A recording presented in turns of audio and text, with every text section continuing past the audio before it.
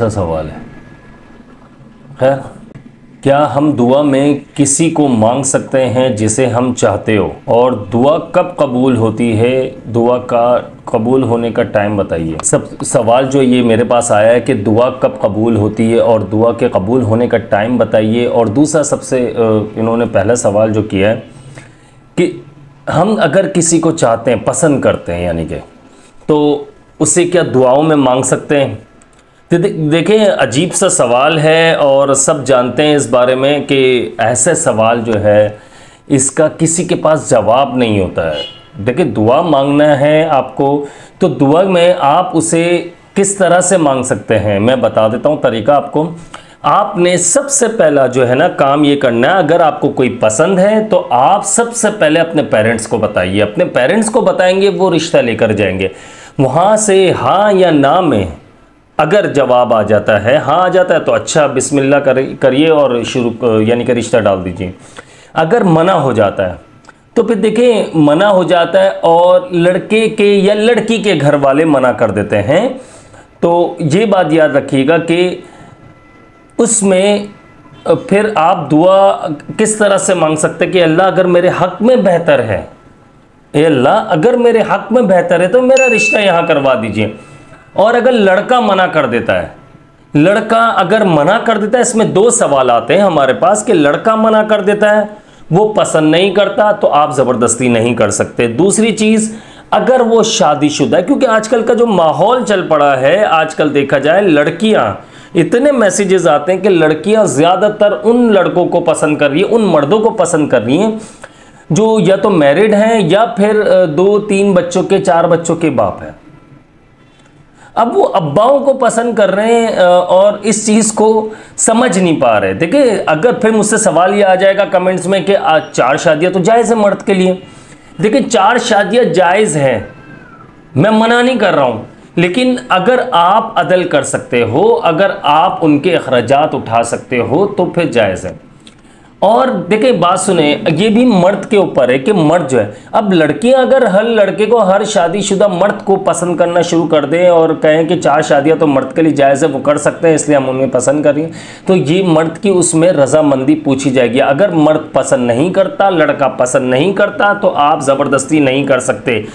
और मैं आखिर में कबूलियत का भी बताऊंगा कि दुआ का पूछा, ये अच्छा सवाल था कि दुआ कब कबूल होती है, कि कौन सा टाइम है, क्या है। अच्छा, अब बात यह आ जाती है कि आप जो है दुआ में मांग सकते हैं, तो आप अगर हक में बेहतरी के लिए आप दुआ में मांगते हैं तो ठीक है। दूसरी बात यह आ जाती है कि लोग जो अभी चल पड़े हैं जिन रास्तों पर, उनका मैं आपको बता दूं ख़तरनाक गुनाह है, समझ लीजिए गुनाह कबीरा में आ रहे हैं कि ज़बरदस्ती, चाहे वो लड़का है चाहे वो लड़की है, इन बातों को अच्छे से समझ लीजिए कि अगर लड़का किसी को पसंद करता है, किसी लड़की को, और उसे हासिल करने के लिए वो किसी और बंदे का सहारा लेता है, मतलब समझ रहे होंगे आप लोग मेरा, किसी और बंदे का सहारा का मकसद ये होता है कि अगर वो किसी दूसरे मामलात की तरफ चले जाता है, खुलकर अगर बात करूं तो जादू टोने की तरफ चले जाता है, तावीज़ात की तरफ चले जाता है कि ये मुझसे किसी तरह से, यानी कि तस्वीर पे कुछ करवाना या फला जो उल्टे सीधे काम होते हैं, इस बारे में बहस नहीं करनी है, उन चक्रों में पड़ जाता है। चाहे लड़का हो चाहे लड़की हो, लड़कियां भी ये काम कर रही हैं, लड़कियां भी इन कोशिशों में कि अगर कोई लड़का पसंद है, वो लड़का नहीं पसंद करता, वो मना कर देता है कि मुझे रिश्ता पसंद नहीं है, फिर वो ज़बरदस्ती इस तरह से कोशिश करते हैं। देखिए, मैंने ये नहीं कहा कि सारे लड़के ऐसे हैं या सारी लड़कियां ऐसी, कुछ लोग ऐसे हैं जो कुछ ज़्यादा ही किसी को चाहने लग जाते हैं, उन्हें इतना पसंद करने लग जाते हैं, उन्हें मालूम होता है कि इस सामने वाला हमें बिल्कुल भी नहीं पूछ रहा, यानी कि घास नहीं डाल रहा, लेकिन वो ऐसे मामलात की तरफ चले जाते हैं। मैं आपको यकीन मानिए कि मैं टिकटॉक अकाउंट का भी आपको मैसेजेस आपको दिखा सकता हूँ, मैं आपको ऐसे कमेंट्स दिखा सकता हूँ, व्हाट्सएप मैसेजेस दिखा सकता हूँ जिसमें मुझसे ये कहा जाता है, क्या ऐसा काम आप कोई कर सकते हैं? तो मैंने भाई सिंपल एक ही जवाब देता हूँ, मैंने कहा जान चली जाएगी। एक तो अव्वल मुझे ये काम आता नहीं है, पहली बात तो ये। मैं भाई सीधा सीधा कुरान और हदीस के बारे में आप लोगों को बताता हूँ, नमाज के बारे में बताता हूँ, गुनाहों से बचने की आपको, गुनाहों से बचने के लिए आप लोगों को बताता हूँ कि गुनाहों से बचना कैसे, और हमारी ज़िंदगी के जो डेली रूटीन के मामलात हैं वो ख़राब हो रहे हो, रिस्क में तंगी हो, परेशानी हो, तो मैं उन मामलात के लिए आपको बताता हूँ।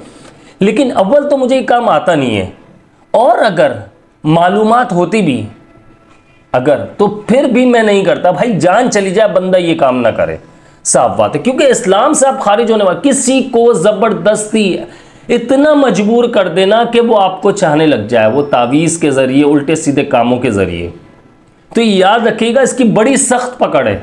ऐसे काम से आप लोगों ने बचना है, और ऐसे काम जो है ना, उन जो कर रहे हैं उन लोगों से भी दूर हो जाइए।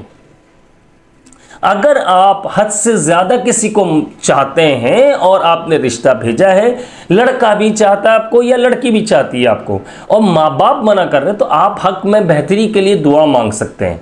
आप ये भी दुआ ना मांगा करें कि अल्लाह मेरी इससे करवा दे, बस किसी तरह शादी हो जाए हमारी। आप देखें, हक में बेहतर मांगेंगे, अगर हक में बेहतरी होगी आपके तो वो मिल जाएगा या मिल जाएगी आपको। मैं बिल्कुल खुले अल्फाजों में समझा रहा हूं, इस बात को आप लोग अच्छे से बखूबी समझ रहे होंगे।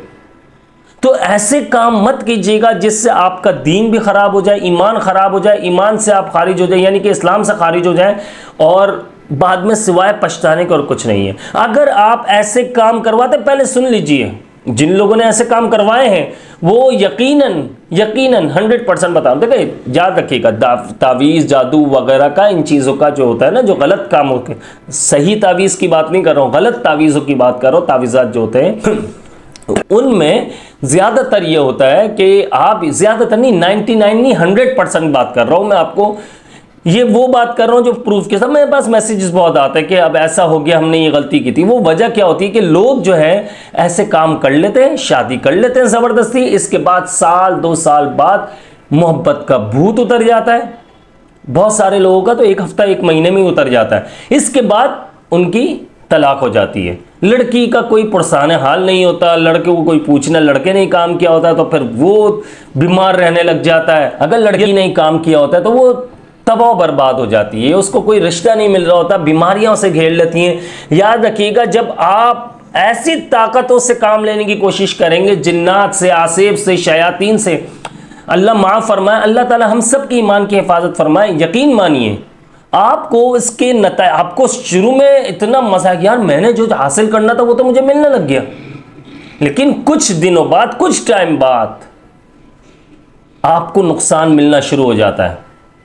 आप असरात वगैरह में जगड़ जाते हो, आप परेशानियों में आ जाते हो। फिर जादू जो है, अगर लड़का दीनदार है या फिर कोई ऐसा है कि नमाज भी पढ़ता है, यकीन मानिए ज़रूरी नहीं है कि आप उसका तोड़ करने के लिए लड़का या लड़की जो है वो कोई फिर आमिल के पास जाके मेरी ज़बरदस्ती शादी करवा दी, मुझ पर मेरी बीवी ने या मेरे शौहर ने ज़बरदस्ती मुझ पर जादू करवा के मुझसे रिश्ता किया था। ऐसा नहीं होता। वो सिर्फ अल्लाह के हुजूर दुआ भी मांगेगा ना आपके लिए, आपने उसके साथ ज़बरदस्ती की होगी तो आपके साथ बुरा होना शुरू हो जाएगा। और मैंने इन लोगों का, ऐसे लोगों का देखा भी है कि जो बहुत बुरा हाल हो जाता है। अब बात ये आ जाती है कि दुआ की कबूलियत का वक्त। ये देखें, ये सवाल से हटकर है। अब उन्होंने इस सवाल के साथ जोड़ने की कोशिश की है, तो भाई फिर जवाब नहीं है, फिर मैं जवाब नहीं दे सकता। अगर अलग से सवाल है ये, तो फिर मैं जवाब दे देता हूं इसका। दुआ की कबूलियत का वक्त जो है आपका तहज्जुद का वक्त है। आपकी नमाजों के बाद जो है आप दुआ मांगेंगे, वो कबूलियत का वक्त होता है। इसके अलावा सहर अफ्तार का टाइम होता है, इसमें दुआ की कबूलियत बहुत ज़्यादा वो है। इसके अलावा जुम्मे वाले दिन असर से मगरिब, दरूद शरीफ पढ़ने के बाद असर से मगरिब का जो दरमियान का टाइम है, उसमें उलमा इकराम फरमाते हैं बहुत ज़्यादा, यानी कि चांसेस होते हैं दुआ के कबूल होने के वो। और इसके अलावा 24 घंटे में एक लम्हा ऐसा होता है जिसमें दुआ कबूल होती है। इसके अलावा बहुत सारी ऐसी निशानियाँ, यानी कि बातें हैं जिससे हमें पता चलता है कि यार दुआ कबूल हो जाती है, उस वक्त फ़ौरन दुआ कबूल होती है। और वैसे भी हमारी दुआएं कबूल होती हैं, ये याद रखिएगा। आप इन औकात के अलावा भी मांगेंगे, अल्लाह रब्बुल इज़्ज़त ने जब आप मांगे उसने कबूल फरमा ली, आपके हक़ में बेहतर हुआ, वो काम आपका हो गया। तो ऐसी, अच्छा बात आ जाती है पहले टॉपिक पर, ऐसी चीज़ों से बचने की कोशिश कीजिए, अपना ईमान न ख़राब कीजिएगा। मुझे अपनी ख़ास दुआओं में याद रखिएगा। वीडियो काफ़ी लंबी हो गई है। अस्सलामु अलैकुम व रहमतुल्लाह।